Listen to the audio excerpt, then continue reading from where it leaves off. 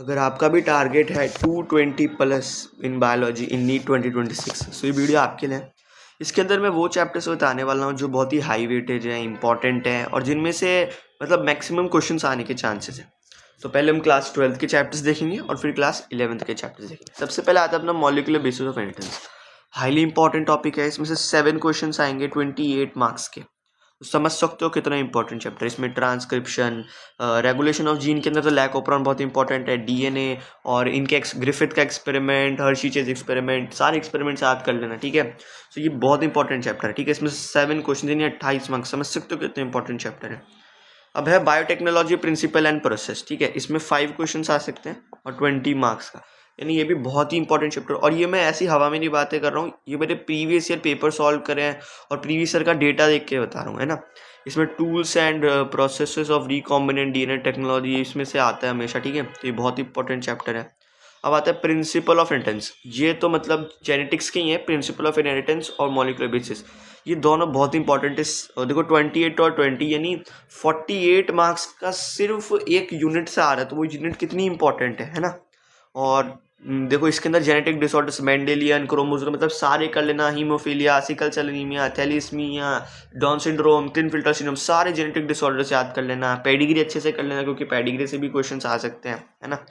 सो ये भी बहुत इंपॉर्टेंट है। 5 क्वेश्चंस आते हैं इसमें से।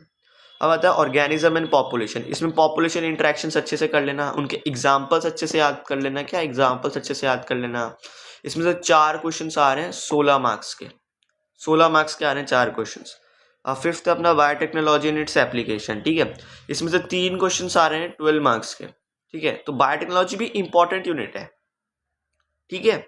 इसमें एग्रीकल्चर, मेडिसिन, इसमें वो बहुत ईजी है, क्या बोलते हैं, इंसुलिन के बारे में अच्छे से याद कर लेना, बीटी कॉटन, पेस्ट रेजिस्टेंट, ठीक है, अच्छे से कर लेना एग्जाम्पल्स भी इनके।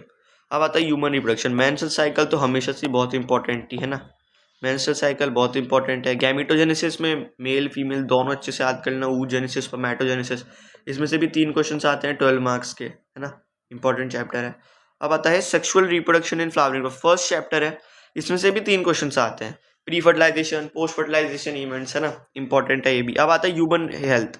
इसके अंदर देखो इम्यूनिटी, डिजीज अच्छे से याद कर लेना, है ना।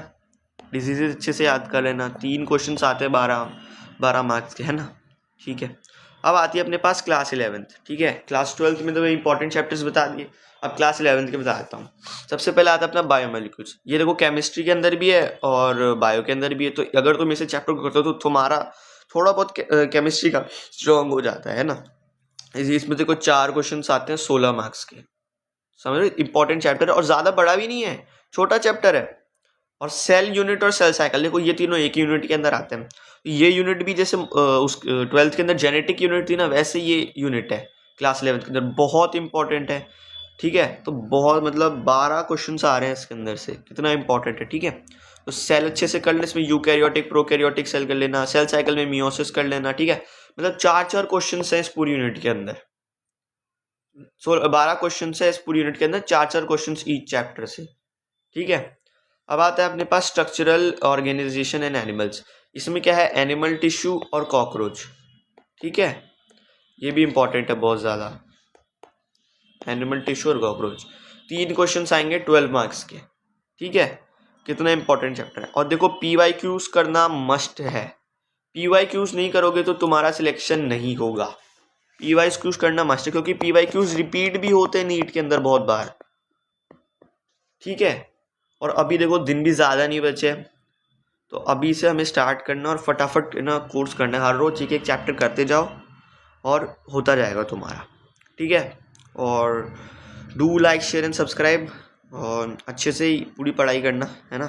बाय।